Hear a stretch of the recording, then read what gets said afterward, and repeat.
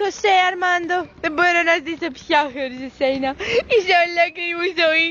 Τώρα το παιδί που με άφησες έγκυο δεν γίνεται, πρέπει να το κρατήσω. Δεν ξέρω τι θα μου πει ο πατέρας μου, ο Δον Κωνσταντίνος. Αλλά τι να σου πω, δεν ξέρω. Πες μου κι εσύ, τι νιώθεις για μένα?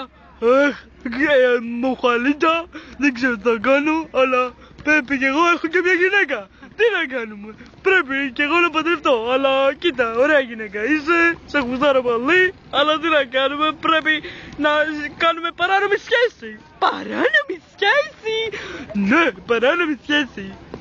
Πώς θα γίνει αυτό, Παναγία μου, τι θα πει ο κόσμος για μένα? Πρέπει να κάνουμε παράνομη σχέση, γιατί και εγώ γουστάρω τις διπλές σχέσεις. Γουστάρεις και τις διπλές σχέσεις και το παιδί ποιος θα το μεγαλώσει? Ναι, εντάξει, έχουμε αυτό το θέμα. Και το παιδί, ποιος θα το μεγαλώσει?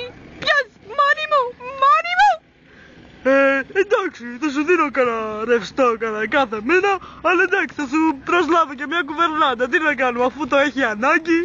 Εντάξει, Χωσέ Αρμάντο, τι να κάνω πια? Αχ, επειδή σ' αγαπώ τα κάνω όλα αυτά. Δεν αντέχω άλλο πια.